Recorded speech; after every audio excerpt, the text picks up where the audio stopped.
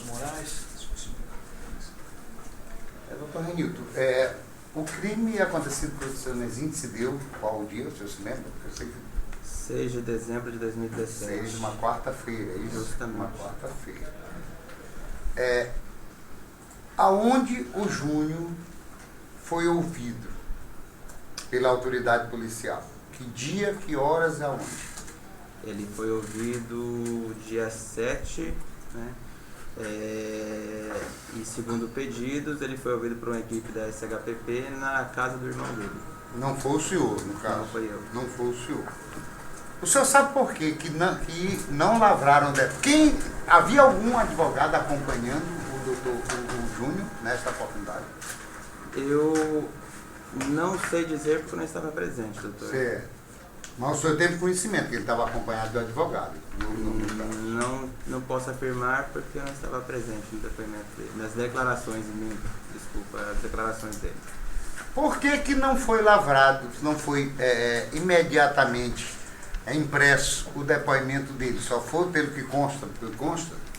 Houve problemas ou não havia impressora, ou não, a impressora não imprimiu esse depoimento.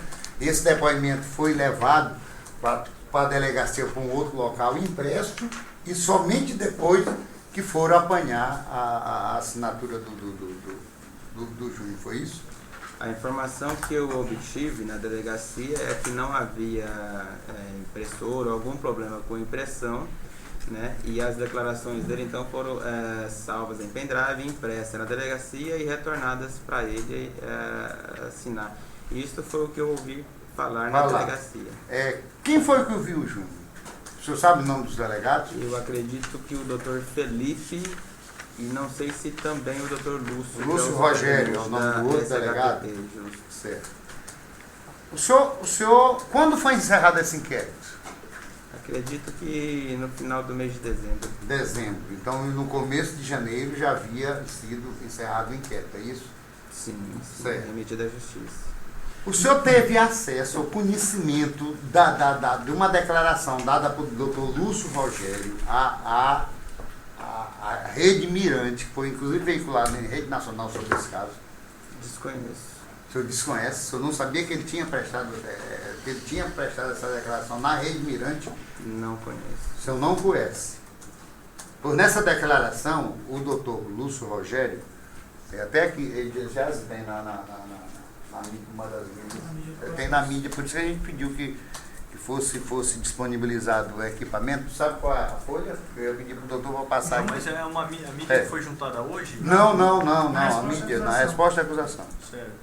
A mídia que a gente gostaria que fosse passada aqui para o doutor Renilton, para ele ver o que foi que o doutor Lúcio Rogério disse. O doutor Lúcio Rogério e o doutor Felipe também eram delegados encarregados da investigação. Era um conjunto de delegados, o senhor, ele e o doutor. Qual é a folha? E o doutor Felipe. Eles prestaram um apoio nas investigações, né? Certo. Mas o responsável era o senhor. O presidente do inquérito foi eu com essa logística e esse apoio da Superintendência de Homicídios. Porque o doutor Lúcio Rogério diz à Mirante, a Rede Mirante, que é essa mídia que está na resposta da acusação, que não foi encontrado, as palavras dele, que por exclusão, não tendo sido encontrado nenhuma outra pessoa, e o Júnior não tendo declarado que havia nenhuma outra pessoa, por exclusão era ele. O senhor não tomou conhecimento desse fato? Não acompanhei essa aqui vai passar aqui para o senhor. Uhum. Aí eu pergunto, já que eram 3 delegados, mas o senhor era o presidente do inquérito, foi essa a conclusão? Foi esse o motivo jurídico da conclusão pela autoria do Júnior? A exclusão da possibilidade de ter sido outra pessoa que tenha cometido esse crime? Mesmo sem assistir a mídia, né? Sem ainda ter assistido a mídia, conheço o Dr. Lúcio e conheço a competência, né, do colega delegado e tenho certeza que o que acredito, né, que o que ele quis dizer foi a conclusão que nós chegamos na hora de relatar o inquérito, qual seja que não por exclusão Não por exclusão. Por O senhor vai ver que Júnior. está aí por exclusão. Não, tá. Essa expressão. Exatamente essa O que eu expressão. quero dizer, Excelência, é que talvez essa palavra, então, de repente, eu estou feliz, de exclusão, seja no sentido de quem efetuou o disparo. Não que o Júnior foi indiciado como autor do crime por exclusão. E disso aí nunca teve questões de autoria por parte da Polícia Civil, qualquer dúvida nesse sentido. Entendeu? O senhor determinou que fosse feitas as perícias no dia do interrogatório do Júnior, dia 7 de dezembro, ainda quando o senhor já estava em velório. Das declarações dele. O Júnior prestou declaração na casa do deputado Rigo, eu estive lá, já tinha terminado, houve esse fato que não... O senhor acompanhou as Não. declarações dele? Quando eu cheguei já tinha terminado. Quem acompanhou foi o doutor Luiz Augusto. Então ele estava acompanhado de advogado. Estava acompanhado de advogado. Muito Se eu posso. Foi pedido o exame residográfico de material na mão do Júnior, na roupa do Júnior, e não foi colhido, pelo que eu sei, não foi colhido material para o exame residográfico na mão. Mas a roupa que ele usava na data foi levada desde esse dia, no dia 7, ainda com o seu nenzinho em velório. Sim. Foi velório. O senhor conhece o resultado dessas perícias? A perícia residográfica na roupa que ele vestia no dia do fato, da perícia residográfica na mão, e a perícia que eu requeri. O Júnior estava onde nesse dia? Ele estava dentro do carro, fora do carro, nesse dia que aconteceu o crime contra ele? Não, doutor, eu estou confuso a sua pergunta. Vou responder primeiro a parte que eu entendi, certo. Que foi sobre a questão do exame residográfico, né? Segundo me passado pelo Dr. Felipe e também para a equipe, passado para mim e para a equipe de peritos que estavam presentes no meu gabinete, quando ele retornou para fazer essa impressão, é que o Júnior, eu não me recordo muito bem se tinha solicitado o exame ou se teria sido pedido o exame nele. E que ficou, né, eu lembro até, acho que os peritos estavam no meu gabinete e falaram assim, vocês se organizem que na parte da tarde ele verá aqui a delegacia, ficou combinado dele comparecer na parte da tarde para se colher o material do exame residográfico. No entanto, todavia, a tarde transcorreu, inclusive isso já no dia 7, né, doutor? Foi a declaração dele. A tarde transcorreu, terminando com a fuga dele da igreja, e ele não compareceu em nenhum momento para colher esse material residográfico. Mas a roupa dele foi entregue. A roupa dele... Foi no dia 7, pela manhã. Uma roupa foi entregue por ele. Por ele. Uma roupa foi entregue por ele. Se era a roupa que ele utilizava no dia anterior dos fatos, nós não temos como ter certeza. Mas né? o senhor não levantou, mas fizeram exame nessa roupa. Na A roupa polícia não que- chegou a levantar se era essa roupa que ele usava ou se era uma roupa diferente? Nós fizemos a perícia na roupa que ele apresentou como Sim, sendo é dele. que eu estou lhe perguntando. Ele entregou uma roupa. Vocês admitiram como sendo essa roupa ou vocês... Porque foi feita a perícia está ali, o resultado da perícia está aqui, hoje nos autos, certo? E disse que não havia nenhum resíduo, nem de pólvora, nem de chumbo, é isso? Este exame, eu me recordo de ter visto ele deu realmente negativo, repito, nestas vestes apresentada pelo então já suspeito, como sendo a roupa que ele utilizava. Se Mas era foi essa que a polícia levou para a perícia, não foi? a que ele apresentou. Se era que ele usava ou não, doutor, não tem como saber. Uma calça jeans e uma camiseta polo verde tem dezenas em qualquer lugar, entendeu? Não, doutor, mas a investigação é feita pela polícia, que vai saber com que roupa que ele estava, a hora que ele estava, onde é que ele estava, assim que é feito. Sim, excelência, mas infelizmente camisetas não tem placa, Perfeito. chassi pra gente Uhum. identificar nem número de e-mail como celular, né? O senhor sabe que esse resultado deu negativo. Sim. Depois foi feito o exame residográfico nas mãos do acusado Júnior. O resultado também negativo. Quase que 10 dias depois, né, doutor? Hein? Foi feito depois Doutor. de quase 10 dias. Mas ele foi preso no dia 7. Ele foi preso no dia 7. Se foi feito depois, de qualquer jeito, não foi por conta dele, foi por conta da polícia. Ele foi preso no dia 7. Não. Aí eu lhe pergunto, no dia Nós 7. temos, excelência, o direito constitucional do acusado de não gerar prova contra si. Eu não posso Sim. pegar um acusado e Mas obrigá-lo ele a que coletar pediu, material dele. mas depois coletaram. Ele pediu no dia 12, como consta nos autos, um documento protocolado pelo senhor. Não, dia eu pedi- 12 de Eu pedi no dia 12 de dezembro o exame residográfico no carro que ele estava utilizando, que ainda estava na delegacia. Esse que foi em dezembro. Dia 12 de dezembro. Esse que foi, que também deu negativo. Por isso que eu lhe pergunto, o que a polícia levantou? No momento desse fato, o Júnior estava fora do carro, ou estava dentro do carro, estava lá no Morados, ou estava em outro lugar? Ele alega que estava no carro olhando para o pai dele. A polícia não contraria essa versão, então. Não foi constatado pela polícia uma outra versão, que ele estivesse no outro local. É isso? Que eu me recorde, não. Quais foram, eu sei que vocês utilizaram a perícia das mídias de câmeras da região. Quais foram as mídias que foram recolhidas e investigadas nesse fato? Que eu me recorde, doutor, foram as mídias do Lava Jato,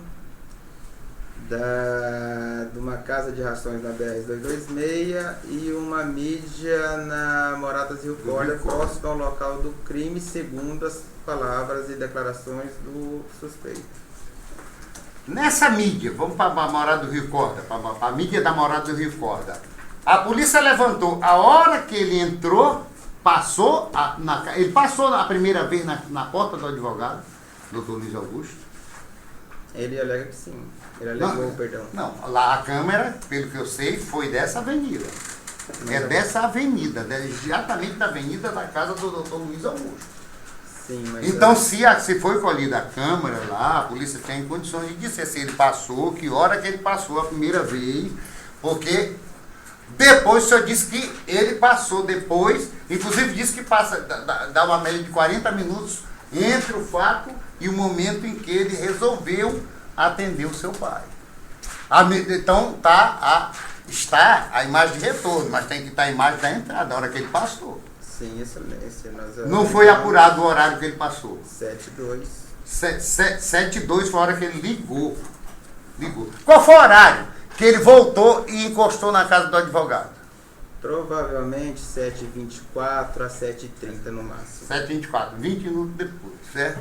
Qual foi o horário que ele chegou na UPA, o seu Nenzinho? Segundo o relatório de atendimento médico, bem como somando os horários da Câmara de Rações, por volta das 7h40. 7h40. Então, entre a horário que ele entrou na Morada do Rio Corda até coisa deu 40 minutos. Uhum. Diz aqui a denúncia, com base no seu relatório do inquérito, que após sair da casa do advogado, foi dado esse tempo de quase 40 minutos para ele atender o pai, e que eles teriam ido procurado uma terceira pessoa, que seria o Neguinho, foram a um posto de gasolina da família, é o que está escrito na denúncia. Foi isso. Eu acredito que um erro material, excelência, da questão do posto de gasolina, apenas a nomenclatura posto de gasolina com comitê, porque nós relatamos, eu estou dizendo o meu inquérito, não posso responder pela denúncia do Ministério Público. Certo. Mas as investigações, elas são claras de que, após sair da casa do advogado Luiz Bonfim, eles seguiram até o comitê onde o motorista da família se encontrava, e de lá esse motorista assumiu o controle do veículo e o advogado desceu para ir à busca de um médico, alguma coisa assim. Certo, certo. Mas aqui na denúncia consta que ele foi a um posto da família. Até ele perguntar qual foi o posto da família que ele foi. Se eles foram abastecer ou não foram abastecer. Como eu disse, a denúncia cabe ao Ministério Público, e eu acredito que se trate tão somente de um erro material de nomenclatura, posto de combustível ou comitê. Mas esse erro é fundamental. Esse erro é fundamental. Mas é fundamental não ter. A conversa denunciatória é atribuição nossa. É evidente. Mas para elaborar a denúncia tem que ter como base. Você tem que defender. Você está contestando. Nesse dia, qual foi o horário que o Júnior saiu de casa? Ele alegou por volta das 6 horas. Das 6 horas. Qual foi a hora que ele chegou na casa do senhor e do pai dele? Ele disse que foi direto, então provavelmente foi às 6 e pouco. E pouco o quê, Gerardo? Qual foi a hora que ele saiu com o seu nenzinho da casa do seu nenzinho? Ele alega que saiu por volta das 6h15, o que é compatível com a imagem da casa de reações às 6h17, um pouco acima da casa na BR. Qual foi o horário que ele apanhou o seu nenzinho e saiu da casa do seu nenzinho, lá da casa do pai? Com base nas declarações dele, somada com a imagem de câmera, doutor, acredito que umas 6h15. Não, 6h15 você está dizendo que ele saiu de casa. Ele mora aqui na doutor, casa. preste atenção nas minhas afirmações, por favor. Ele disse que ele alegou que saiu por volta das 6 horas e que da casa dele foi direto para a casa do pai e que saiu da casa do pai por volta das 6h15, as declarações de Júnior. Né? E ele é visto subindo a BR-226, logo acima, né, na casa de reações, às 6h17. O que significa que realmente, conforme ele disse nas declarações, ele deve ter saído por volta das 6h15 mesmo. E ele foi para onde nessa hora? Ele disse que foi pela BR-226, né, e não só disse, como mostrou pessoalmente aos meus policiais, uma vez que ele fez esse percurso com uma equipe de investigadores para mostrar o trajeto. Justamente a equipe procurou ele para saber desse trajeto e procurar câmeras, né? Então ele disse que saiu da casa de seu pai, seguiu subindo a BR sentido Morada Rio Corda, né? Fazendo apenas uma rápida adentramento ao bairro, inclusive conhecido por Vila Nenzinho, né? Saindo da BR, pegando a primeira esquina após o cemitério, pegando a primeira rua paralela com a BR, ou a segunda rua pelo trajeto apontado, salvo engano, e seguiu até o final e retornou a BR, atravessando e adentrando a Morada Rio Cordas. Então, às 7h30, 7h40 ele chegou na UPA, não é isso? Já com o seu nenzinho. Sim. O senhor fez a reconstituição desse trajeto, não fez? Fizemos, passo a passo. Muito elucidativa, diga-se de passagem, doutor. O senhor fez o mesmo trajeto que o Júnior disse que fez. Quanto tempo o senhor levou para fazer esse trajeto? Esse trajeto, o tempo dele está pautado no laudo pericial da reconstituição, né? Se o senhor quiser, inclusive, eu acho... Não tem, já juntei aí. Isso, muito bom juntar essa reconstituição. Ela está toda respondida, todos esses trajetos no... Dá 1h38, sabia que foi gravada. O senhor autorizou que, por exemplo, a rede Gitirana, que é da doutora Elisa Diabo, e o jornalista Gildásio Brito fizesse a filmagem e a documentação dessa reconstituição? Doutor, os trabalhos da polícia sempre são feitos com a maior transparência possível. Então, desde que não haja impedimentos legais e nem constrangimento para os trabalhos, a publicidade, né, está com o princípio de direito administrativo, e o inquérito policial é um ato administrativo, como forma de transparência, ele é sempre bem-vindo. Então, eu não autorizei, mas eu também não vi por que impedir. Não impediu. Exato. Pois esse trajeto, que consta da reconstituição, reconstituir é refazer, dá 1h38. Doutor, então... Posso falar? Pode. Eu acho que se o senhor for gatinhando, não demora todo esse tempo. Hein? Eu acho que se o senhor for a pé, né? Mas foi esse esse é o período da gravação que eu nem aí. Excelência, eu preciso só esclarecer então para o senhor, já que o senhor não observou direito, é que ali é feito um trabalho parando, refazendo, volta de novo, volta na posição e tira foto, volta na posição, o trabalho, só para te orientar, da reconstituição, ele é feito com exclusão de hipótese, segundo os peritos me passaram. Então, cada cena, cada local que é parado para fazer um trabalho de reconstituição, a perícia ela não diz assim, ó, o fato foi assim. Ele trabalha na regra, trabalhando todas as hipóteses que não pode, impossível ter sido feito. E depois ele aponta como o fato provavelmente pode ter ocorrido. Então, cada local que a gente para fazer um trabalho de reconstrução, gasta diversos minutos. Né? Por exemplo, só o ponto onde o suspeito alegou que foi o disparo de arma de fogo, nós ficamos lá testando diversas versões possíveis por cerca de 30 minutos a 1 hora.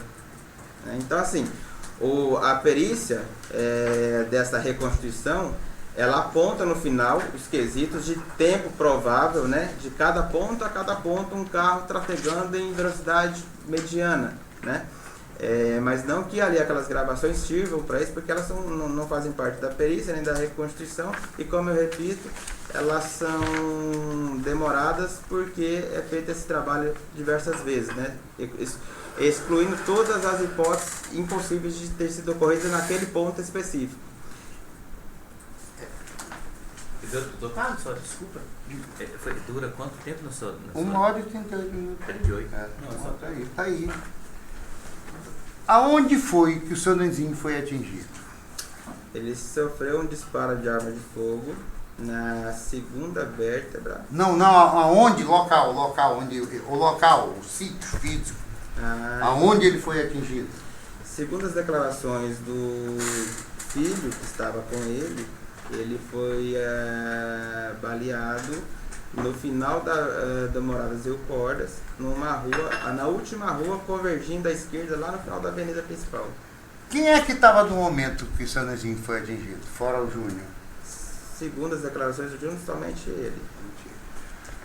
Está aí na cena da reconstituição o carro, o mesmo carro que o senhor mesmo me pediu para deixar lá, que foi entregue para deixar para reconstituir com o mesmo carro. Uma pessoa representando um atirador na porta do carro e depois uma pessoa caída no chão. Essa pessoa que estava com a arma lá, reconstituir é refazer. Representa a pessoa que atirou no seu nenzinho? Como eu repito, doutor, a reconstituição ela trabalha com eliminação de hipóteses prováveis. O que é aquela encenação? Ela é justamente dada as declarações do suspeito de que um terceiro elemento teria efetuado o disparo. Então nós fizemos nesse local de crime várias encenações. Uma delas seria essa de um elemento chegar, né, com a porta aberta, segundo as declarações dele, e chegar, lembrando que o disparo ocorreu a menos de 30 centímetros. Então, aquela imagem que o senhor deve ter visto nas redes sociais ou mídias, veículos de comunicações, representa a versão contada pelo suspeito de que uma pessoa chegou e atirou no pai dele. E a pessoa deitada no chão é a representação do que aconteceu com o seu nenzinho? A pessoa deitada no chão, ela toma por base a vítima, nenzinho, levando em consideração como posso dizer, o ferimento que ele sofreu com o disparo de arma de fogo. É muito oportuno também aquele adiamento que foi possível trazer nessa audiência de instrução, que também conhecido que já consta nos autos, o laudo complementar do IML.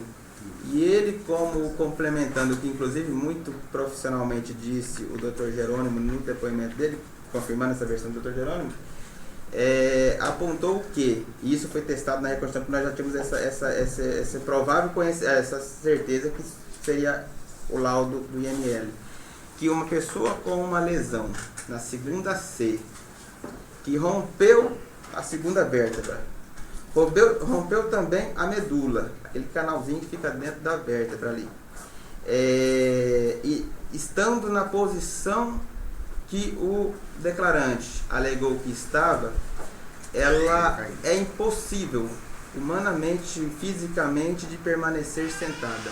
Então não tinha outro caminho a não ser ir para o asfalto se o disparo tivesse ocorrido daquela forma. Certo. O senhor, qual foi o dia que o senhor iniciou a investigação lá na Morada, fez o levantamento policial lá na Morada do Rio Corda? Nós iniciamos o trabalho lá, então, logo em seguida ao crime. Ao crime. O senhor, o seu nenzinho, quando ele chegou na UPA, ele estava com sangue, bastante sangue, derramado no corpo? Eu não acompanhei a chegada do seu nenzinho. Mas o senhor tem conhecimento? Quando eu cheguei na UPA, ele já tinha sido transferido para Presidente Dutra.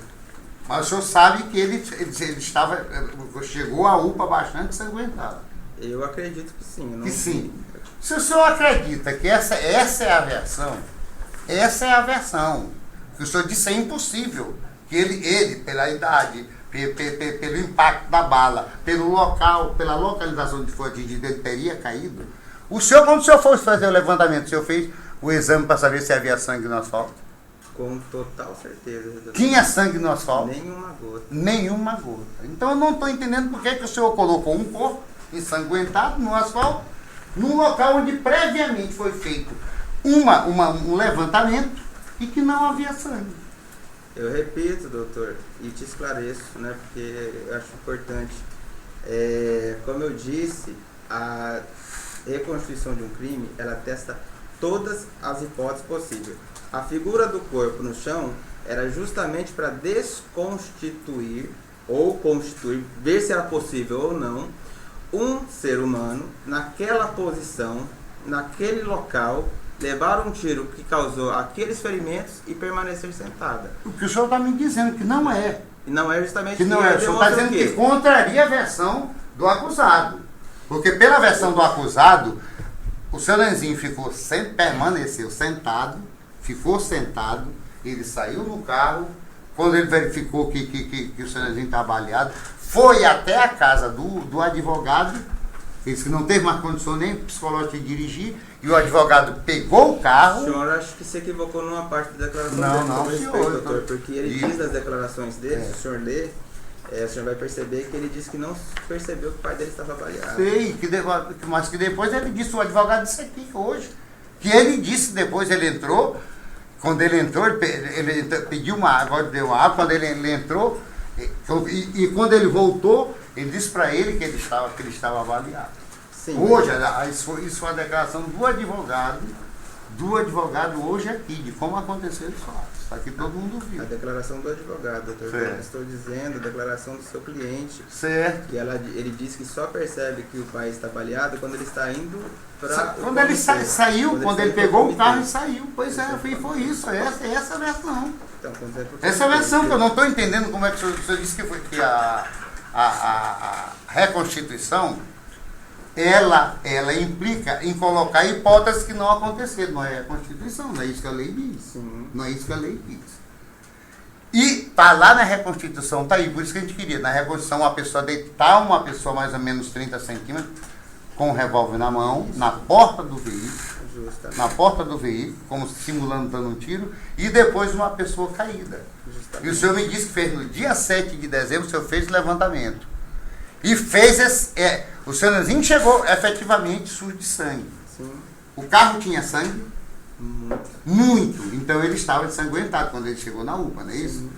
Se ele estava ensanguentado ao cair no local onde o corpo ficou, teria obrigatoriamente sangue. E o senhor está me dizendo que não havia uma gota de sangue naquele local. É isso? E qual o problema, doutor? Não entendi a sua dúvida. Não, a minha dúvida é onde foi, como foi. Eu quero saber, doutor, quem matou o seu Nenzinho, como foi e onde foi. É isso só. A minha dúvida é só essa. Doutor, é que a Diga. testemunha está de forma Certo. objetiva respondendo aos questionamentos, né? Certo. Na verdade, o senhor está trazendo uma versão dos seus fatos, compreendo, né? Mas Não, as estou com base, perguntas, inclusive, né? numa coisa que é a prova judicial. Mas as perguntas são de maneira objetiva que Certo. possam ser respondidas. Se me Diga. permitir, eu pondero inclusive o seguinte: a testemunha disse, na primeira fase da sua conversa, certo? Que ele desenvolveu esse trabalho no sentido de excluir hipótese, partindo da versão do réu. Certo. E é em virtude de ser e de estar na versão do réu, que aquele foi o fato, foi o local do fato, Certo. foi que ele escolheu aquele local. Ele disse Certo. isso. Então, Só que as ponderações não. ficam as alegações finais. Peraí, Vamos aos doutor. fatos. Ele disse aqui em português, é que a reconstituição, aquela cena foi feita porque ele entende que é impossível uma pessoa, foi isso que ele disse, eu não sou capaz de reconstituir com as mesmas palavras porque eu não sei, que é impossível que uma pessoa da idade do seu Nenzinho, do porte do seu Nenzinho, levando um tiro, atingido no local, tenha ficado dentro Sim, do mas carro. ele disse que assim, Tenha ficado dentro do mas carro, ele foi isso que fez o ele disse. exame exatamente Isso para que isso, ele disse. para analisar essa hipótese. Mas- Vamos deixar o debate, vamos às Não, perguntas tudo bem, objetivas. não. Na Reconstituição, lá, foi feita e consta do inquérito policial o depoimento de uma pessoa chamada Baiano, que é Francisco de Assis, esse aqui é o seu nome, e de Babá, que eu sei quem é, mas não sei o nome, dizendo que presenciaram o Lucivan no dia 6 de dezembro, mais ou menos às 6h30. Às 6h30. No café, quem diz é o comércio de bolo e coisa de café do seu, qual é o nome dele? Juarez. E que o Luzivan, nessa oportunidade, pediu alguma coisa e depois se dirigiu à casa do Júnior para conversar com ele. É verdade isso? Hoje o baiano disse que não lhe disse. O seu Juarez disse aqui que realmente essa pessoa do Luzivan, que trabalhava para o Júnior, esteve lá, foi na segunda-feira, que seria dia 4 de dezembro, e não no dia 6. Mas a reconstituição foi feita a partir de um fato, de uma ligação, de um contato feito no dia da morte entre o Luzivan, que é o arqueiro, e o Sr. Júnior. O que você tem que dizer? Eu tenho a dizer que essa reconstrução, como todos os senhores sabem, ela ocorreu no segundo inquérito, que apura a participação em coautoria do Luzivan junto do Júnior no homicídio do seu Nezinho, e que esse inquérito ele foi instaurado justamente porque foram descobertas 3 novas testemunhas, sendo essas 3 citadas pelo senhor, que alegavam que não às 6h30, só fazendo essa correção na sua fala, e sim às 6 horas estavam lá, né, e como faziam habitualmente, e ao chegar se depararam com o Luizão lá, onde esse alegou que estava aguardando o seu patrão sair para conversar com ele, e que às 6 horas aproximadamente o Júnior teria saído, ele teria indagado, né, se o combinado estava de pé, alguma coisa assim, não me recordo muito bem o teor exato agora do depoimento desses dois elementos, desses 2 testemunhas, perdão, né? E aí trocaram 2 palavras rápidas, próximo ao carro que estaria estacionado lá na frente da casa do Júnior, e ele teria saído na moto e o Júnior teria saído na caminhonete. As 2 testemunhas disseram aqui perante o promotor, juiz de defesa, que não lhe disseram isso. O senhor insiste em dizer que esse fato houve no dia 6 de dezembro, lá no café do seu Juarez.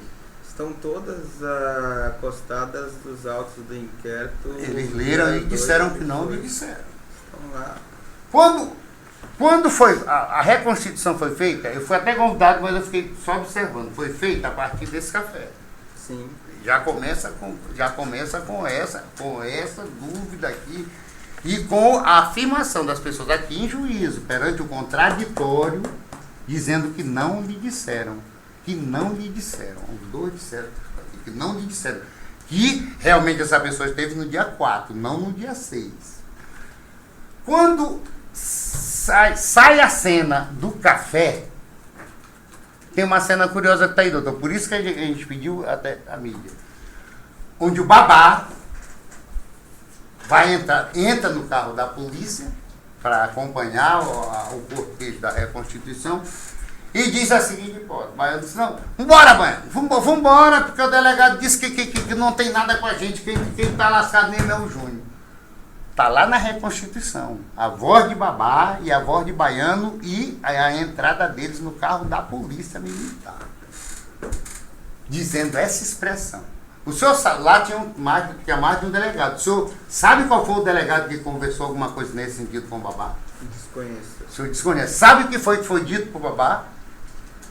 Que doutor, depois pudesse passar daqui, né? Está até um minuto, está até identificado um minuto aí. O senhor não lembra o senhor foi memória inteira? Hein? Não tem memória dos fatos? Tem. Então vamos às perguntas. Aqui, tem que terminar. tá com medo de quê, doutor? Não é medo. De ver? Não é ser prático. O senhor foi no posto Carreteiro Alvorada, que pertence à família de São Nezinho, não foi? Lá. Eu, pessoalmente, não me recordo, doutor.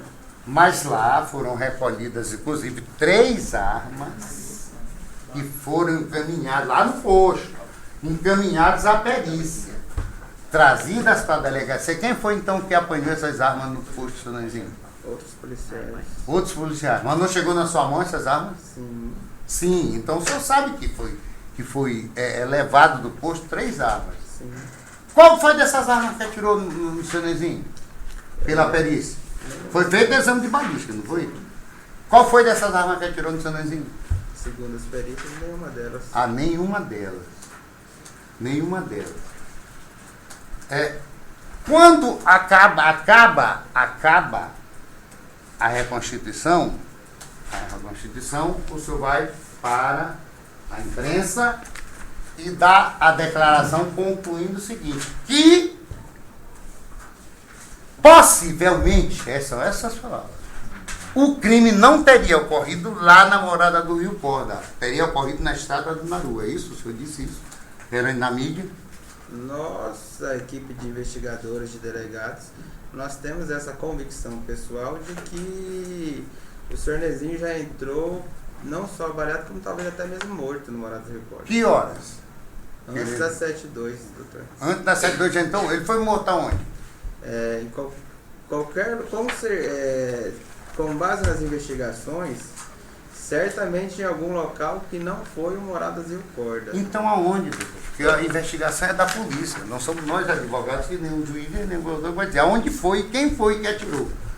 Tomando por base a direção que a vítima tomou antes de morrer junto do seu filho, né? Nós sabemos, como a caminhonete não retornou, que foi pegando a saída de Barra do Corda para Grajaú. A saída de Barra do Corda para Grajaú. Justamente. Essa mesma equipe que foi ao posto de gasolina, Carreteira Alvorada, que pertence à família Nezinho, e que apanhou essas armas para a perícia, viu lá as câmeras, tem 16 câmeras, inclusive vigiando a BR-226.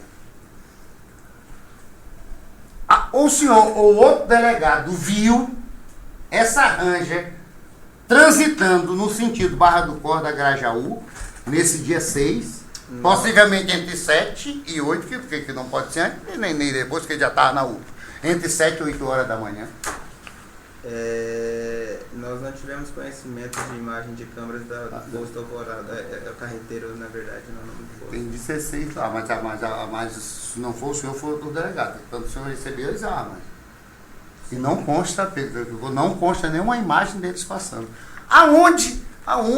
Eu tenho que lhe perguntar. Aonde foi nesse trecho? Onde foi nesse trecho que foi cometido o crime? Não é possível precisar esse trecho. Não é possível precisar esse trecho. É possível precisar quem foi que deu o tiro? Também não é possível precisar quem deu o tiro. Então o senhor não sabe quem deu o tiro. É isso? Sim. O senhor está dizendo, o senhor não sabe quem atirou. Foi o Júnior que atirou? As conclusões que vocês chegaram, foi o Júnior que atirou no pai? O senhor está sendo redundante. O senhor acabou de perguntar, é possível precisar? Eu disse que não. Não, também não foi o Júnior. Porque eu posso lhe provar e lhe dizer, com base na perícia que foi feita e que está apresentada nos autos, perícia da mão, não. Perícia da roupa, não. Perícia do carro que ele estava, não. Então eu posso dizer que não foi ele. É a sua prova que diz isso. Portanto, o que eu quero saber, doutor, desculpe, mas é o senhor que tem que dizer para nós aqui quem foi que matou o seu Nezinho e aonde.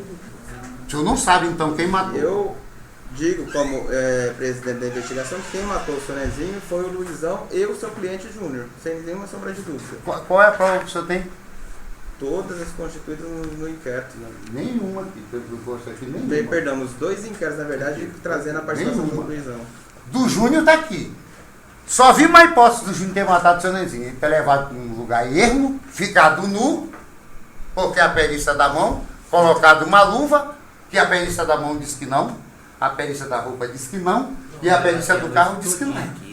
É isso? Não, eu estou perguntando, doutor, pelo amor de Deus. Doutor Carlos, exatamente. O senhor faz debates com a testemunha, né? Quer debater até. As perguntas são objetivas para que ele possa responder. Está aqui, qual a prova que o senhor tem que o Júnior atirou do pai? Se o senhor quer ter respostas nessa questão da inocência do seu cliente quanto à ausência de elementos, componentes do chumbo e da pólvora constante nas vestes, repito, apresentada como sendo. Mas a mão que foi apresentada não era dele. Minha resposta. A mão, a pele e a mão. Bem como o exame residográfico na mão, realizado há cerca de 10 dias posterior, como prova de que ele não estava.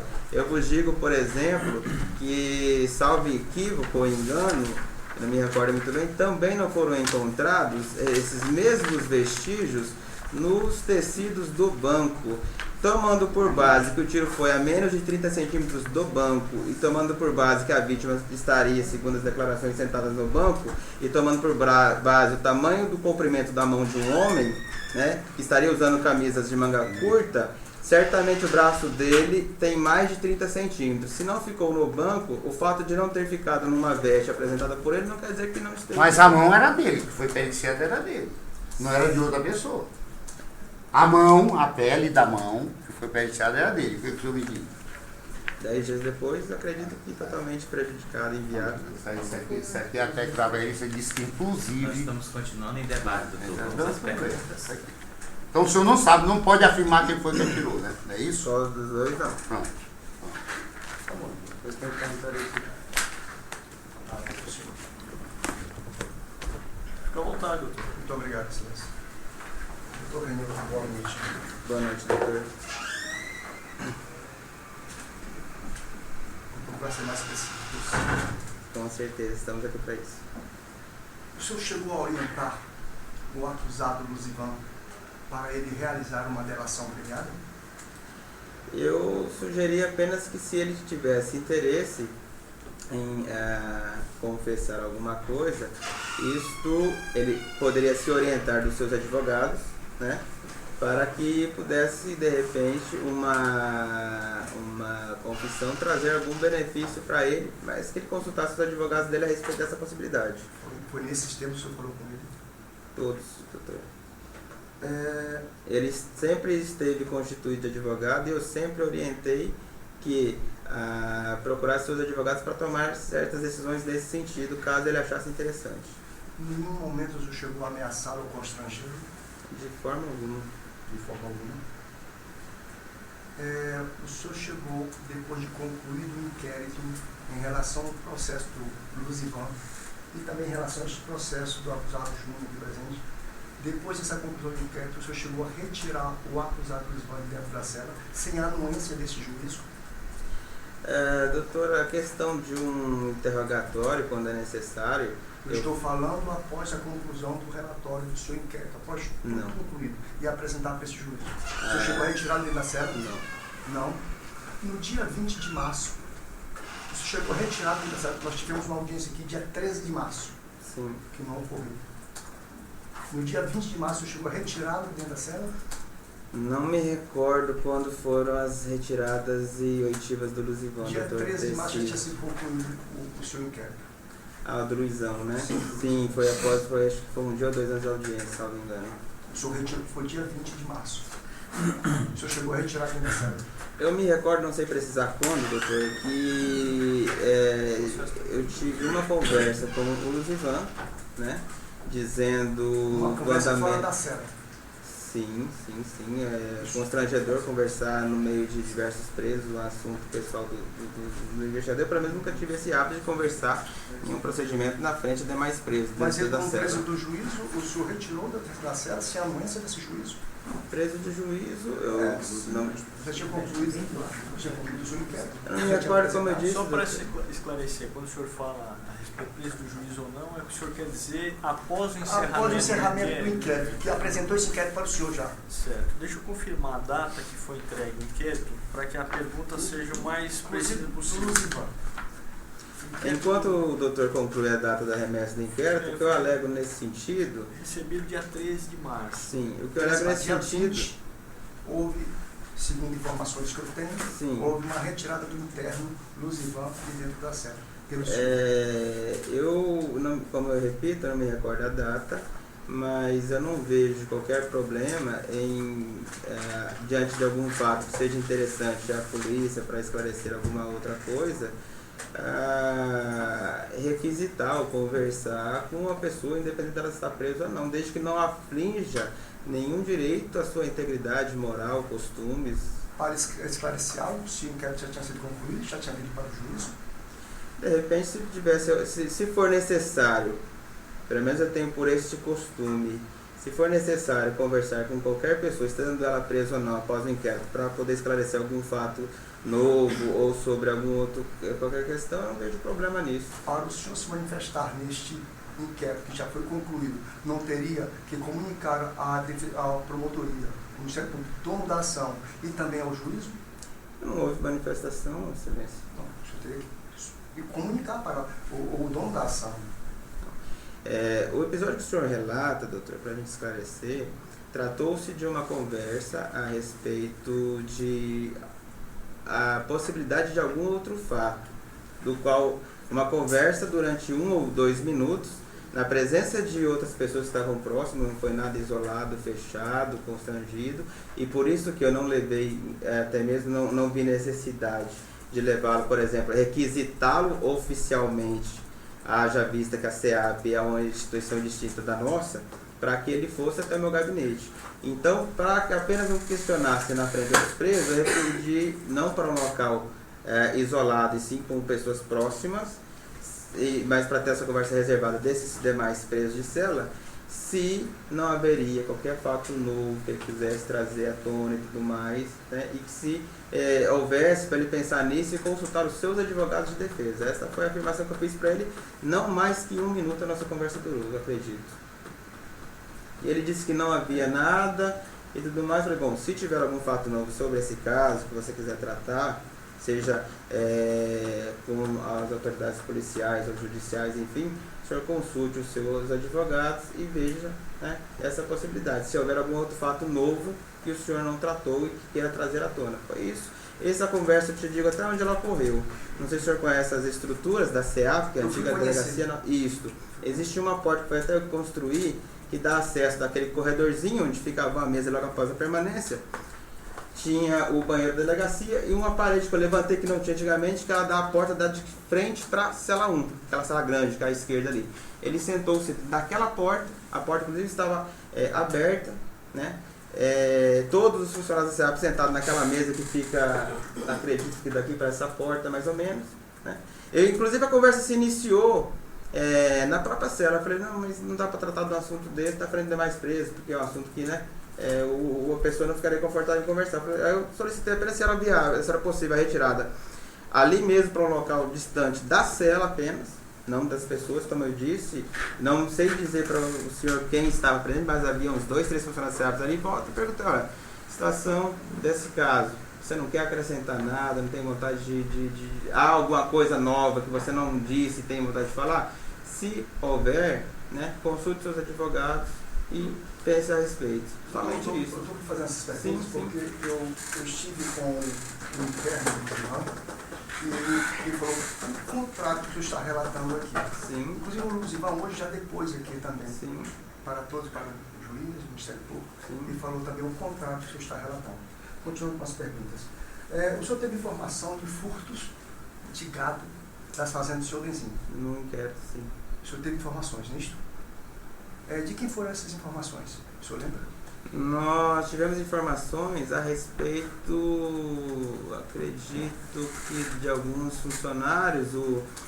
O Félix comentou desta questão. Também me recordo que acredito que alguém só que não foi o que pegou o depoimento dele, o funcionário da AGED, também falou dessas possíveis furtos de gado. O próprio Luizão, que não sabia que os gados estariam sendo furtados, e sim que o Júnior estaria tirando, segundo ele, com a autorização do pai, embora há uma afirmação no inquérito de que nos 20 a 40 dias antes da morte da vítima, ela teria estado na fazenda, onde constavam 810 cabeças de gado, e ao contar restavam 635 cabeças de boi. E que ele questionou a esse vaqueiro, Luizão, cadê o restante do gado? Né? E que ele fez umas contas, salvo engano, ele tinha tirado ele mesmo umas 70 e faltava, acho que de 99, não me recordo bem o número, mas os números são aproximadamente, esse caso esteja equivocado. E aí ele falou que teria sido o Júnior. Ele falou assim, o Júnior não mexe mais com o meu gado, não manda em nada no meu gado. Quem tira gado daqui somente eu, e não é para sair uma cabeça de gado daqui sem minha autorização.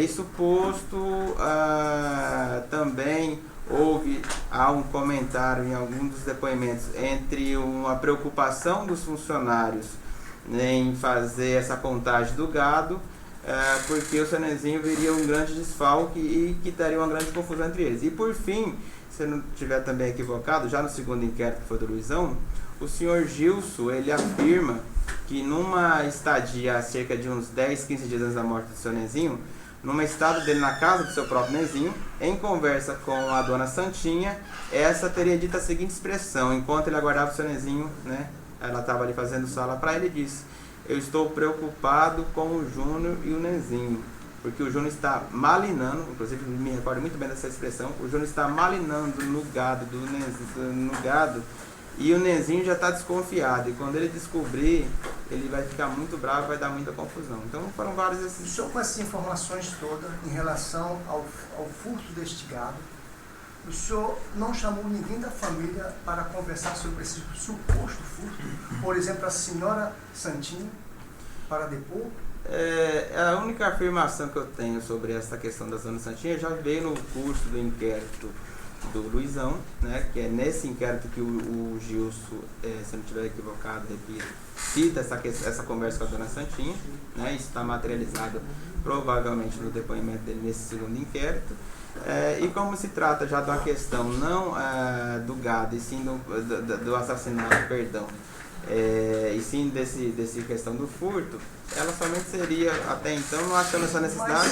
Mas desde o início, inclusive na mídia, fala que o principal fator, a motivação da morte do seu Nenzinho estava dando-se devido ao furto das cabeças de gado.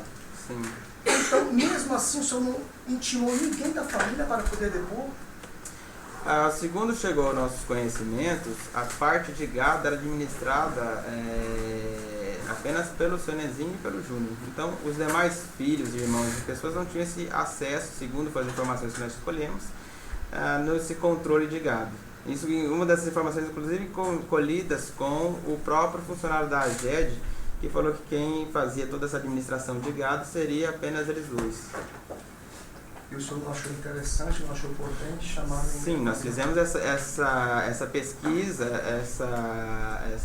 vamos dizer, essas diligências de formas informais. Como, segundo essas diligências, elas restaram no sentido de que os demais membros da família não tinham ações de controle e administração nas fazendas, restou infrutífero qualquer oitiva nesse sentido.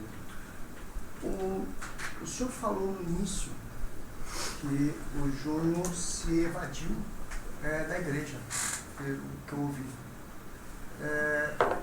Isto foi no dia 7 ou no dia 6 mesmo? Dia 7. Dia 7. Chegou ao seu conhecimento que o Júnior estava predisposto ou pronto para se apresentar a qualquer chamado seu à delegacia? Bom, inclusive apresentado pelo seu advogado, que à época já era o Dr. Carlos? Eu desconheço isso porque tão logo ele saiu da igreja e se concluiu o seu sepultamento, as buscas por ele iniciaram-se. E isso foi um fato notório público, né? Então eu penso que se tivesse esse interesse por parte do acusado, até porque nós diligenciamos durante praticamente quase toda a noite, pelo menos boa parte do início da noite, a sua procura em diversos locais da cidade, era uma simples ligação dizendo: não, vocês estão me procurando, eu estou aqui, senhor. Eu acredito. Então eu não tive nenhum conhecimento e duvido dessa pré-disponibilidade dele justamente por isso, porque nós procuramos durante toda a noite quase. Eu digo isso para o senhor por quê? Porque naquela noite do dia 7, sim, o Júnior recebeu uma ligação do advogado dele, Dr. Carlos, que horas, informando que iria, a faixa, eu creio que das 18h30 às 19 horas, que iria apresentá-lo pela manhã do dia 8. Ele disse isso às 11 horas para ele, lá na delegacia. 11 horas da manhã do dia 7 da noite. Na delegacia de polícia. Então, doutor, a única afirmação que eu me recordo que o senhor disse é que, se soubesse onde o Júnior estava... ia buscá-lo naquela hora. E foi muito interessante. E apresentado. Foi muito oportuno o senhor fazer essa lembrança, doutor, porque, salvo equívoco, as imagens da... De público. Salvo equívoco, só lembrando, o senhor disse isso à noite lá na delegacia, que se soubesse onde o seu cliente estava, o senhor mesmo pessoalmente buscaria. E, salvo equívoco, como eu disse, de memória, lápis de memória, as imagens da Coca-Cola ao lado lá, o imóvel ao lado, demonstram que antes do senhor estar na delegacia, o senhor esteve na casa do Antônio Filho com o seu cliente. Então, quando o senhor esteve na delegacia dizendo que se soubesse onde o seu cliente estava, iria você mesmo buscá-lo, o senhor já tinha estado com ele. Porque eu sou advogado, eu exerço a prerrogativa de ser advogado. Eu não tenho que lhe prestar nenhuma informação do meu cliente. Nenhuma informação do meu cliente. Doutor Sobrinho, por favor, continue. Então, naquele dia 7, à noite, o senhor esteve com o advogado do Júnior. O senhor só não teve ciência de que ele estava disposto a apresentá-lo na manhã do dia 8. Até porque a palavra desse advogado é que ele não sabia onde o cliente dele estava, que soubesse ele mesmo buscaria. E só para deixar bem claro aqui, inclusive o senhor também, o próprio advogado fez uma ligação para o Júnior informando que eles apresentaram no outro dia pela manhã. Entre ele e o cliente. Entre ele e o cliente. Sim. O senhor chegou aí para Presidente Dutra, né? Para o hospital lá? Fui. Foi. O senhor pegou o carro em qual local? E qual carro foi que o senhor pegou para ir no Presidente Dutra? Eu peguei o carro no local conhecido ali por Fazenda Chapada, bem onde fica uma base da Polícia Militar na saída para Presidente Dutra. Ali na barreira. Isso, justamente. Quem estava nesse carro, o senhor lembra? Sim, me recordo. Era o motorista, Pelé, o Júnior e sua esposa e Antônio Filho, se não me engano. O quarto. Foi cogitado, foi falado por alguém que o carro seria lavado? Sim, no meio desse trajeto eu perguntei do carro, essa pessoa que, né, como eu disse, acredito do Antônio Filho, ele disse que o carro tinha sido deixado no Lava Jato para fazer a lavagem. O senhor em algum momento chegou a interceder informando que esse carro não poderia ser lavado? Sim, eu disse que não deveria ter sido deixado lá de forma alguma. Naquele local ainda tinha acesso, ainda tinha condições de ligar? Não tinha mais condições de ligar, fazer uma ligação para cá? Nenhuma. O senhor não pediu para o carro retornar para vir para o Lava Jato para impedir que o carro fosse lavado? Quando eu tive a informação, nós já estávamos nesse trajeto de Barra do Corda para Presidente Dutra, não me recordo o momento, mas já foi bem depois, até porque não havia nenhum sinal de telefone. E aí, diante disto, não se sabia se era mais rápido se chegar a Presidente Dutra ou se voltar a Barra do Corda. E havia-se o quê? Essa necessidade, pelo menos da minha parte de preocupação, com o socorro da vítima, né? Um transporte aéreo se fosse necessário, um recurso. Mas ele compete ao corpo médico, o pessoal médico fazer isso, né? Sim, sai da alçada da polícia. Mas mesmo assim nós temos um ponto bem precioso aí. Se chama lavar o carro. Demais. Isso inclusive para a polícia esclarecimento dos fatos. Mas o senhor não se preocupou em retornar para impedir a lavagem do carro. Não, porque eu disse, entre eu voltar e eu fazer a ligação quando eu chegar, o resultado prático era o mesmo.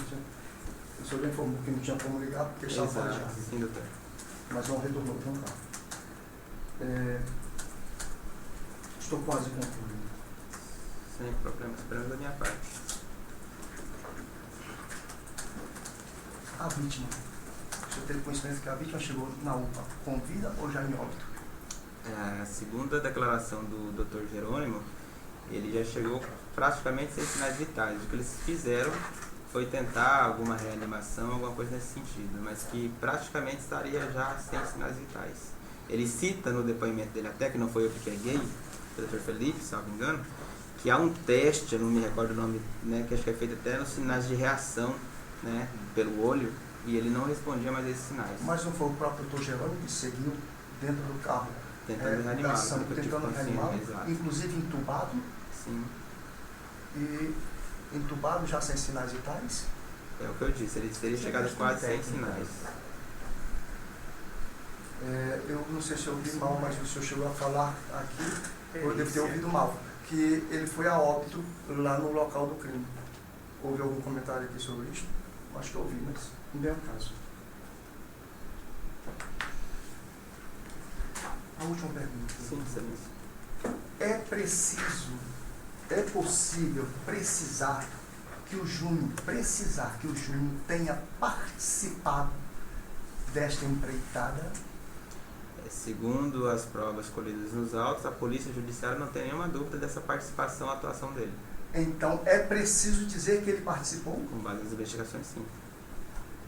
A polícia em nenhum momento fez nenhum outro levantamento em busca de um outro suposto autor ou outro suposto partícipe? tanto fizemos que chegamos no Luizão. Sim, sim. Doutor Giades vai fazer perguntas? Queria licença, Nancy. Boa noite, doutor. Boa noite, doutor. Doutor, eu queria começar perguntando para você, a respeito da reconstituição, certo? Porque eu queria que você me dissesse como for iniciar a reconstrução, onde se reuniu as pessoas que participariam, delegados, testemunhas, os meninos que participaram, como o David, que foi dirigindo o carro, onde se reuniram para iniciar? A equipe que trabalhou se reuniu na delegacia. Na cidade aqui, melhor na delegacia, porque eram equipes de Barra do Corda, São Luís, Imperatriz, então conforme ia tendo a oportunidade e a necessidade de reuniões, nós íamos fazendo. Não, eu digo quanto às pessoas da cidade envolvidas no fato. Estas foram Da reconstituição. as que foram participar, elas foram intimadas a comparecer na delegacia às 6 horas para iniciar esses trabalhos. Todos compareceram? Não me recordo, doutor. Quando chegaram lá na casa do Júnior para iniciar a reconstituição, já estavam todos lá, todo mundo? Eu me recordo do David, me recordo do David, do Babá, o Juarez, e eu me recordo que o Baiano também esteve presente. Ele foi de luz espontânea vontade para acompanhar. Eu acredito que... Não me recordo dessa... Eu me recordo que o Babá chegou logo em seguida. É porque chegou ao conhecimento deste outro juiz e essa mesa que agora faz a audiência de instrução, e policiais foram até a casa do senhor Baiano buscar ele. Ele tinha ido lá dizer que não ia, e uma das autoridades policiais, não sei se você ou outro dos delegados que estavam aqui, disse para ele que se ele não se fizesse presente, ele ia tomar café com você lá na delegacia. Eu desconheço e desacredito nessa informação, doutor. No entanto, todavia, o Babá, perdão, qual é o nome dele? Baiano, né? Ele estava na condição de testemunha que pode ser inquirida pela autoridade a participar ou testemunhar um ato que ele alega ter presenciado. Ele teria algum interesse em falar mal das autoridades policiais, em prejudicar ou dizer algo que não existiu? Você conhece algo desse tipo? Desconheço até. Até onde você conhece ele dentro da cidade como cidadão, ele é uma pessoa que Eu não conheço ele fora desse episódio, doutor. Mas você já ouviu falar que as investigações fluíram, né? Você ouviu falar em algum momento que ele é uma pessoa assim, como que eu posso dizer, que tem interesse em estar falando mal dos outros? Não. Não? Como chegaram ao conhecimento do Baiano, para chegar até ele? Você poderia descrever essa dinâmica de depoimento? Quem foi o investigador que colheu essa informação? Essa foi a dinâmica da investigação, ao pé da letra, como se chegou a essa testemunha. Não me recordo de dizer agora no momento, acho que acredito desconhecer o pé da letra, como se deu essa descoberta dessa testemunha. É porque chegaram num pacote só, né? Baiano, Babá e Juarez. Sim. Você lembra da oitiva Não, o Juarez ele veio com a menção, acredito, feita pelo Baiano e pelo Babá nos depoimentos dele. Você não sabe precisar qual dos investigadores, porque essa informação chega de paraquedas. Não foi formalizado nada por onde foi colhido, não fez nenhum relatório? Não tive acesso a esses dados. Não. Foi o senhor mesmo que ouviu o Baiano, o Babá e o Juarez? Sim. Seria comum eu levar qualquer informação para o senhor e o senhor colher o depoimento? Doutor, se eu achar ela relevante, toda a informação que chega para a Polícia Judiciária que é tida como relevante, ou inclusive informações de qualquer meio de comunicação, elas são sempre levadas a cabo. Existiu algum tipo de promessa, de garantia feita ao Baiano ou Babá? Por quem? Por alguma das autoridades ou alguma outra pessoa, você tem conhecimento? Promessa ou garantia, doutor? Algum tipo de benesse? Eles não estavam como investigados, não vejo por que fazer nenhuma benesse, é uma pessoa que não tem nenhuma investigação contra ela, não entendi isso. Quem eram os investigadores aqui? Porque no caso, os investigadores que chegaram a eles foram de Barra do Corda, que a SHPP já tinha voltado quando você colheu essas informações, não é isso? Sim. Você poderia me precisar, porque são 5 investigadores na cidade, que 3 trabalham com você direto, com o senhor? Acredito que uns 10 investigadores, doutor. Uns 10? Todos trabalham direto com você? Todos estão lotados à minha subordinação. Certo, mas porque tem investigadores da segunda, do primeiro DP Não. e os da regional? Todos estão lotados na regional e todos estão subordinados às minhas ordens. Então todos praticaram ato nessa investigação? Muitos deles. Você poderia pesar mais ou menos quantos? A maioria. A maioria? Por que a meu sentir, ao meu observar, se Vossa Excelência tiver conhecimento do inquérito, como foi presidido e encartado por Vossa Excelência, você poderia apontar a assinatura de outros investigadores, se não Nádia, Antônio José e Éder, já que são mais de 10, vocês que a maioria investigou? Tem também um ato praticado pelo próprio Derivaldo, que às vezes atua também em alguns assuntos assim. Nós temos, como o senhor disse, atos de relatório assinado. Agora, investigações, todos atuam distintamente. Ninguém faz relatório de nada que foi apurado, que não foi apurado 100%, mas deu um indício e chegou a uma terceira pessoa?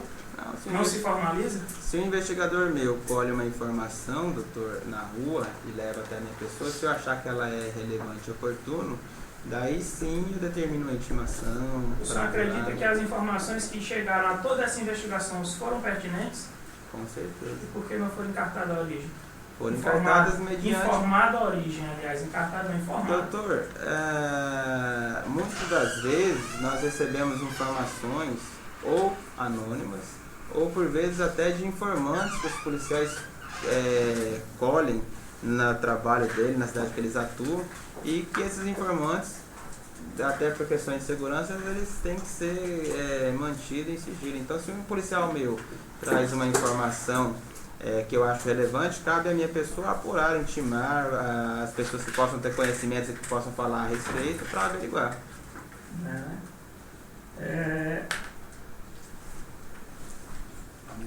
De onde você tirou o fundamento para acusar o indiciado aqui de roubo?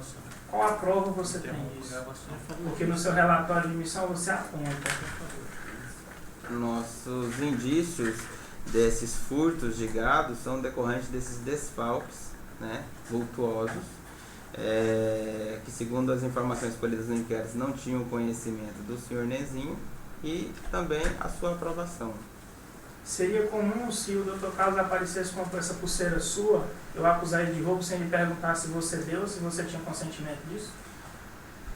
Não entendi a sua colocação. Seria comum o Dr. Carlos aparecer com sua pulseira no braço e sem eu lhe perguntar, eu acusar ele de dizer que foi roubada, sem lhe perguntar se você deu, se você vendeu, se você tinha autorização? As informações constantes no inquérito é de que, inclusive na dita fazenda Naru, que era administrada pelo Luizão, o senhor Nezinho teria dado ordens expressas que nenhum gado mais saísse de lá sem ordem dele, porque o senhor Júnior não faria mais administração e não tinha autorização para atuar de forma alguma no seu rebanho. Aqui hoje, né, neste procedimento, todas as 14, salvo engano, 15 testemunhas, não me recordo ao certo, afirmaram de forma veemente que não lhe relataram essa questão de roubo, que não tinham conhecimento de roubo.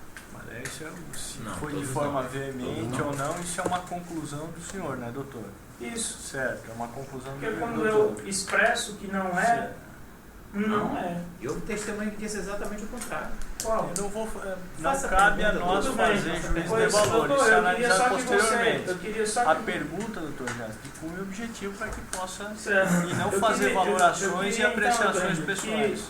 O representante legal da AGED forneceu os espelhos, né, as consultas dos cadastros, dos registros dos bovinos, certo? É comum acusar alguém de roubo na compra e tira nota fiscal? Doutor, esta afirmação consta, como eu disse, justamente como base do levantamento da possível motivação do crime, decorrente do que foi produzido em inquérito. Eu trabalho com fatos, doutor.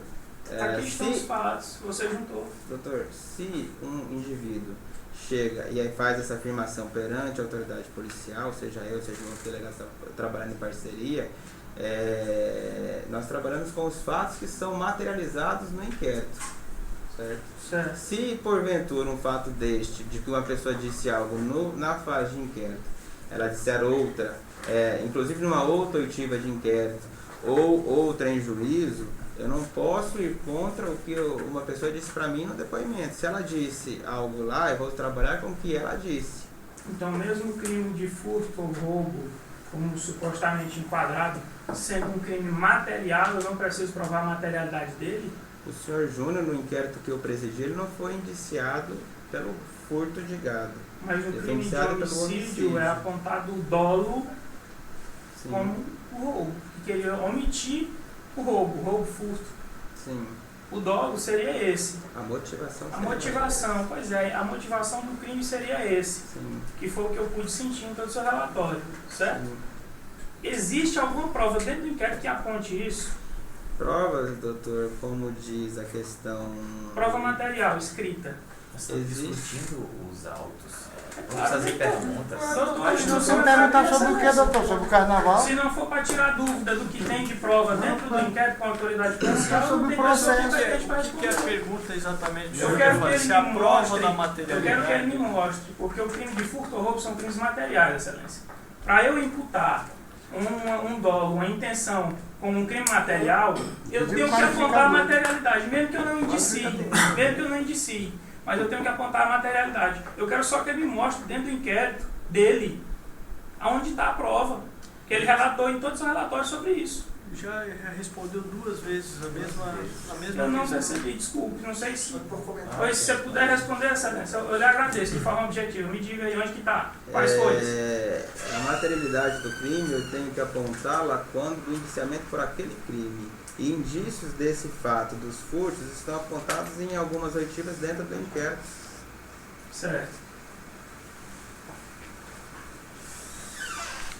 Você é chamado por há quantos anos? 2 anos. 2 anos? Já existiu alguma ocorrência de roubo ou furto dele aqui, da família feita? Mesmo online? Que eu tenha tido conhecimento, não. Certo. Você pegou autorização com algum dos proprietários das fazendas para entrar lá dentro? Pediu autorização para algum deles para fazer a conferência dos gados? Foi solicitado uma equipe de vaqueiros aos familiares para que se pudesse fazer essa contagem e essa confirmação dos indícios trazidos no inquérito que o seu Nezinho estaria suspeitando de que o seu gado estaria sendo desviado. Dentro da reconstituição, no final da sua entrevista, você deu a possibilidade do crime ter sido ocorrido de 3 lugares diversos. Teria dentro do processo alguma coisa que levasse a crer mais em um lugar de que em outro, para a gente poder determinar o local do fato? Porque a priori tinha como depoimento do indiciado que foi no residencial. Depois, Vossa Excelência via um vídeo, salvo engano, que diz que provavelmente teria sido na estrada da Agrovila ou na fazenda do Boi, que são defronte. E por último, no final da reconstituição, Vossa Excelência disse que provavelmente teria sido no Naru. Sim. Você teria como precisar qual dos 3 é para a gente poder delimitar o processo? Como eu disse, não há como precisar. Para esse trabalho com as hipóteses de que esse crime possa ter ocorrido da saída de Barra do Corda, sentido, isso tomando por base justamente o rumo que a vítima e o investigado tomou, seria em algum local um tanto mais tranquilo nessa saída de Barra do Corda, sentido Grajaú, alguma área rural, algum local mais ermo. Nada se conseguiu provar quanto a isso, né? Local não. Certo. Você poderia me relatar quantas vezes você tirou o Luzivan da cela? Teria possibilidade de me dizer? O Luzivan foi preso no primeiro inquérito, onde ele foi ouvido na hora da prisão. Acredito que depois ele foi novamente inquirido, inclusive diante dessa inquirição dele e de uma testemunha apresentada, salvo engano, ele foi até posto em liberdade antes dos 30 dias. Depois, no segundo inquérito, quando ele foi preso novamente, ele deve ter sido interrogado umas 2 ou 3 vezes, salvo engano, todas na presença da sua advogada constituída, e mais esta fala citada há pouco, de 1 minuto, 1 minuto e pouco, lá dentro da CEAP, na presença de algumas pessoas. Salvo que nesse momento eu não encontrei as folhas. mas existia um pedido de busca e apreensão dos DVRs, não existiu? Era para cumprir. Você poderia me relatar, doutor, porque eu não encontrei. Se existir, você puder me apontar, até mesmo para fins de justiça, porque o inquérito foi presidido por Vossa Excelência. Aonde se encontram os termos de apreensão dos DVRs e o termo de entrega, e por que eles não foram periciados para saber a questão do horário funcional, se estão em horário de Brasília, se foi feito delay ou algum offset em dados ou metadados, por que eles não se encontram apreendidos? Doutor, a busca e apreensão que o senhor se refere foi um pedido posterior que eu fiz ao juiz, referente ao DVR da casa do senhor Júnior. No entanto, após a representação, eu tive ciência, através de um investigador, que quando da primeira busca, que era o pedido de prisão e busca na casa do Júnior, ele teria analisado, porque eu me recordo que nós fizemos diligência, vimos essas câmeras, e eu indaguei a falha da equipe de não apreender o DVR da casa do Júnior, que poderia ter filmado ele com o Luzivan, a hora que ele saiu, e neste momento eu fui indagado por um policial que participou da equipe, que eles consultaram o sistema de monitoramento e que esse estava prejudicado com quase totalidade sem funcionar. Então, por isso, diante da inutilidade, ele não foi apreendido nessa busca e apreensão, que foi na manhã do dia 8, que foi na manhã da prisão do Júnior, esse DVR. Isso já foi após a representação, então por isso que eu não cumpri a diligência como uma forma de constranger ainda a família de forma desnecessária, haja vista a inutilidade do sistema de gravação. E o que você me diz das outras câmeras? Não seria um procedimento legal e adequado a apreensão desses DVRs para serem periciados? Para saber se não houve nenhum tipo de delay? Porque acredito que Vossa Excelência tem conhecimento que câmeras de segurança, eu consigo fazer repetir a imagem, eu consigo alterar o horário que ela altera também reversamente, que tudo conta, porque está dando uma grande distinção de tempo entre a hora que o carro aparece subindo, às 6h17, se não me falta a memória, e a hora que ele entra no residencial, às 7h02. Bem como as câmeras do residencial foi ter apenas, se não me falta a memória novamente, acredito que 1h30 de filmagem. Ele aparece lá, mas não aparece a hora que ele volta. E ele afirma ter voltado pela mesma avenida. Sim, Excelência, ele aparece indo, como o senhor disse, depois aparece voltando. As imagens, os DVRs, eles foram apreendidos com autorização, foram levados para os peritos a extraírem essas imagens, né? Inclusive, até hoje tem gente me cobrando esses DVRs aí, a Coca-Cola mesmo me cobrando. E não foi necessário busca e apreensão porque teve o consentimento de todas as pessoas. É porque eu não encontrei no inquérito o termo de apreensão dos DVRs, porque eu até requeri em uma das perícias a realização de perícia para se discutir se teve delay, se foi feito redublagem de imagem, se teve offset nas imagens. Você está entendendo, Excelência? Houve um trabalho. E eu não encontrei dentro do inquérito o termo de apreensão. Houve um trabalho dos peritos na extração da imagem, junto de policiais daqui, e inclusive, salvo equívoco, há uma certidão, um certificado do escrivão de polícia e de mais alguns outros policiais, no sentido da constatação do horário real e em conformidade com o horário de Brasília. Mas Vossa Excelência sabe que quando se trata de filmagens de DVRs para serem aceitos no processo penal, o DVR tem que ser periciado para poder constatar o horário certo? Vários deles foram periciados, doutor. Inclusive, este da residência, eles foram periciados pelo IPRIM. Do residencial? Sim. Mas eles foram periciados segundo as folhas 56, se a caminhonete passa em minuto tal, se a caminhonete aparece em minuto tal, se a caminhonete aparece em minuto tal, se é possível visualizar a imagem de algum veículo seguindo a picape Ford Ranger, segundo as folhas 56 do inquérito, certo? E 57. Em nenhum momento dos pedidos periciais eu pude observar, se Vossa Excelência quiser analisar o inquérito e mostrar, ficaremos gratos. Se existe algum tipo de perícia nesse sentido para constatar o horário real do equipamento. Eu desconheço de precisar esses fatos. Como eu disse, esse inquérito teve a atuação de vários delegados, inclusive. E a maioria dos ofícios para o IPRIM, se o senhor observar, estão feitos por outro delegado que não eu, então essa parte não me coube. Quando foram fazer essas investigações no residencial, você disse que foi feito com o pessoal os peritos para constatar o sangue, se havia sangue no local? Sim. Essa perícia já foi apresentada? Porque eu não encontrei também. Doutor, foi... As perícias de sangue, só terminar, as perícias de sangue foram as de luminol no veículo, as de sangue no aspirador de pó do lava-jato do Josivan. Não, esses outros foram residuográficos. De sangue foram das roupas do Júnior e da vítima. E esses outros que eu relatei, de sangue, só foram esses que eu encontrei. O que eu sei lhe afirmar, doutor, é que uma equipe de peritos de Imperatriz, inclusive, eles estiveram no local. Se eu também não estiver equivocado, esse exame de luminol ele tem mais eficiência no escuro, então eles estiveram lá no início da noite, acredito eu, se eu não me engano, e fizeram essa procura por sangue no local. Aí não encontraram nada, talvez por isso que não tenha sido materializado. Não nada também não.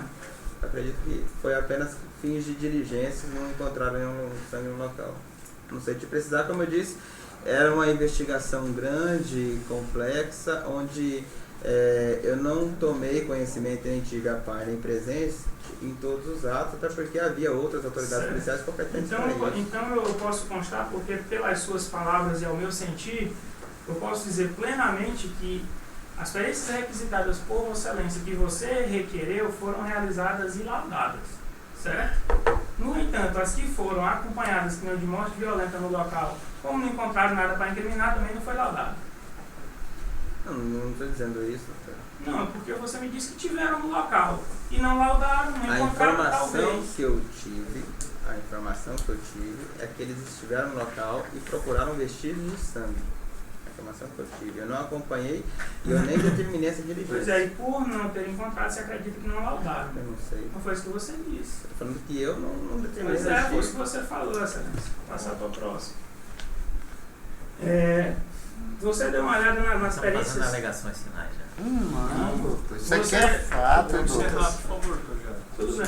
Doutor Renildo, você consta dos autos, você recebeu as perícias e Vossa Excelência mesmo encaminhou ao juízo, salvo engano, dia 13, que foi na última audiência, né? Tá, o requerimento de juntada feito por Vossa Excelência.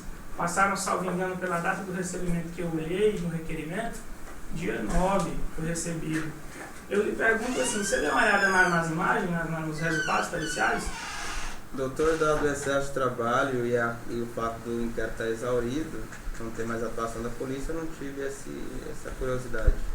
Pois é, porque dentro do inquérito existem relatórios de missão e consta no seu relatório de inquérito que o veículo passou por diversas vezes, onde tem até umas reportagens suas na internet, que ele passou 40 minutos no residencial, supostamente aguardando a vítima morrer, certo? No entanto, os laudos periciais pedidos nas imagens relatados por 2 agentes e por Vossa Excelência em seu relatório, dizem que é impossível determinar o carro.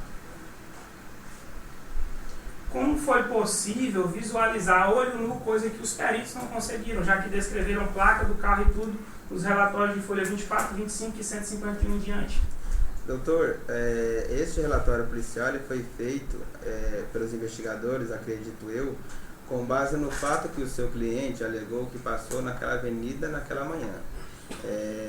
Bem como uma testemunha rolada por Vossa Excelência, que inclusive foi levada pelo senhor até São Luís para ser inquirida, que disse que viu e reconheceu tal caminhonete com seu cliente na direção. Isso posto, somado ao fato de que é a única caminhonete Ranger cor prata que trafega naquele dia, naquele local, acredito eu que foi com base nestas informações que os investigadores que fizeram esse relatório concluíram que, por conclusão óbvia, né, só há inicial, inclusive uma testemunha levada por Vossa Excelência que afirma que reconhece como sendo a caminhonete do Júnior, que ele tem até como propriedade do Júnior, ele não sabia que a propriedade era do David, e reconhece o motorista Júnior, e a única caminhonete, inclusive, que passa nesse local, num local que não há trânsito nenhum de veículo. Acredito que tenha sido isso que tenha sido a raciocínio. Pois eu informo a Vossa Excelência que as folhas 26 do inquérito foi finalizado o relatório, foi 21 a 26, dia 7 de dezembro. Os depoimentos dos clientes que eu levei, das testemunhas que eu levei a São Luís, por negativa de um funcionário indicado por Vossa Excelência para ouvir eles, que não fez, Sim. Foi no dia 11, 4 dias depois do relatório. O único relatório após esse foi o relatório do inquérito, que você referenciou esses relatórios aqui. Sim. E qual que é o problema? Qual que é o problema? É o que eu lhe pergunto, como é que eles viram que a perícia não disse e os depoimentos que eu levei foram posteriores? Doutor, como eu repito, eles analisaram essas imagens durante todo o período. E durante o período que o seu cliente alega, diz, e inclusive não só alega e diz, mas levou eles para mostrar, só passou, acredito que 1 ou 2 carros, sendo eles a Ford Ranger prata, que o seu cliente disse que conduzia e que estava presente na hora do atentado contra o pai dele. Então não existe nenhum outro carro, nem mesmo de outra marca, né, modelo, parece, nenhuma outra caminhonete, não existe nenhum outro carro que trafegou naquela manhã naquele local. Certo. Segundo o que senti dentro do inquérito, pude entender, todo o relatório, todo o inquérito se dá por base do depoimento do indiciado, certo? Tudo é baseado no que ele disse. Tudo. Só que ao observar, pode-se notar, eu queria que Vossa Excelência dissesse, foi ouvida alguma testemunha do residencial a respeito da oitiva desse tiro? Se ouviu, se tinha alguém lá, perto de pé, de cócora, escondido, de qualquer forma? As testemunhas do residencial que foram ouvidas foram as que Vossa Excelência levou. E, inclusive, salvo engano, que não foi o depoimento delas, mas acho que tem um depoimento de um, que talvez se chame até Neto, que disse que estava presente no local e que foi indagado a ele se tinha ouvido algum disparo de arma de fogo naquela manhã, e ele disse que não houve nenhum disparo de arma de fogo, não ouviu, perdão, nenhum disparo de arma de fogo. Lembrando só que o local que esse testemunho levado por Vossa Excelência estava, segundo ele relatou na oitiva dele, até o local que o seu cliente alega que ocorreu o crime, são muito próximos e, na época da própria investigação, eu tive essa cautela de observar se era possível ou não ouvir o disparo, e isso foi materializado na reconstituição com 3 disparos, né?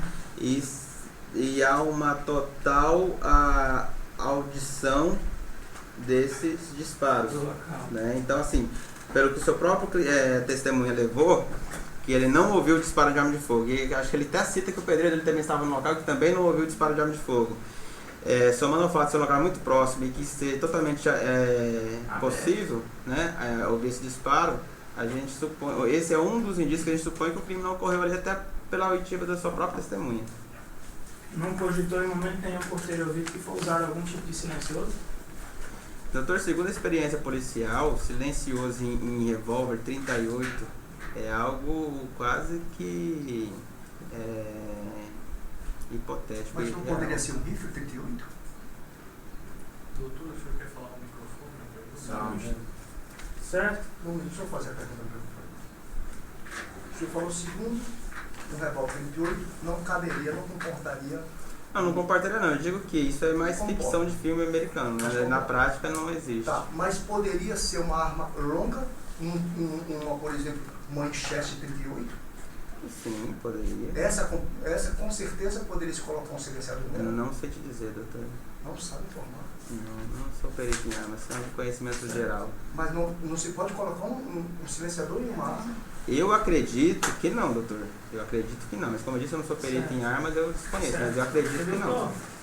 É comum não ouvir pessoas... Só acrescentando, eu fiz uma consulta ao armeiro da Polícia Civil e ele disse que isso na prática é praticamente impossível. Ao armeiro. Certo. Uma consulta informal do amigo meu.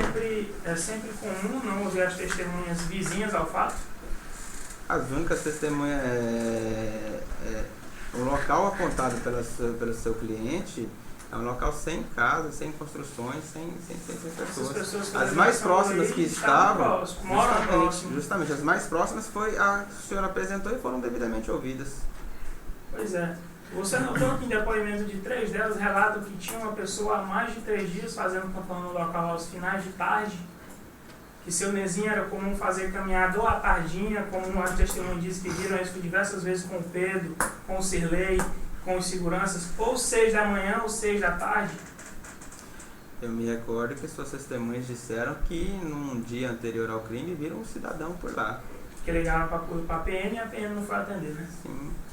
Não, se a PM não foi atender, eu já não sei. Doutor. Não, você leu, não tá aqui.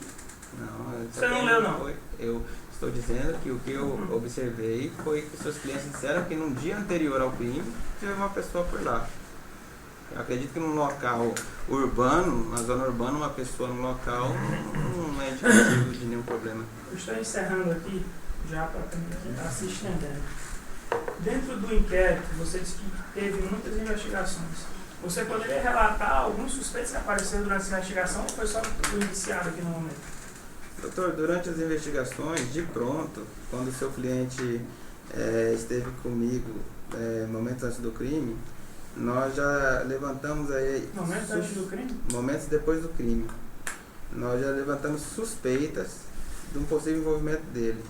E no decorrer do inquérito, inclusive esse foi o motivo do não indiciamento dos então suspeitos, naquele momento, Luizão e David, pelo crime, os inquéritos eles apontaram todas as suspeitas, até aquele momento, apenas para a pessoa do seu cliente. Certo. O Júnior foi preso na casa do próximo à Coca-Cola, né? Sim. É comum a atitude de quem foge a noite inteira ficar ao lado do quartel? Essa é a minha última pergunta. Doutor, se tomarmos por base que tinha toda uma polícia do interior procurando ele, seria um tanto não inteligente ele querer pegar uma rodovia, alguma coisa assim, porque nós tomamos essa cautela de bloquear todas as saídas e ainda solicitar barreiras nas cidades circunvizinhas, né? Então, o nosso pensamento, inclusive na época, já que o senhor tocou no assunto, pela experiência nossa, é que pudesse ter uma tentativa de fuga da cidade, caso essa fosse a intenção dele, mais para o final da madrugada, porque naquele início de noite seria suicídio no tocante à prisão, ele tentar sair da cidade. Satisfeito, excelência. Eu gostaria que fosse rodada a mídia. Só uma pergunta, só uma. Senhor, desculpa. À vontade, doutor. Os depoimentos nas inquisições que o senhor faz como autoridade policial, o senhor tem costume ao final da inquisição, ao oportunizar o inquirido para assinar, fala para ele também, para ele ler aquilo que ele falou para o senhor? Sempre, doutor. Ele tem sempre a oportunidade de ler, de analisar. Para todos? Sim, em regra, sim. Eu estou gravando isso para Vossa Excelência porque alguns que foram ouvidos hoje aqui falaram que o senhor não oportunizou. Se não oportunizei, doutor, com total certeza e tranquilidade, jamais restringi e jamais restringirei. Muito obrigado. É porque, como não há a possibilidade de transmissão simultânea e gravação, nós encerramos, eu finalizo essa gravação, faço a transmissão do vídeo e iniciamos uma nova gravação. Tá certo. Ok? Tá certo. Então tá bom.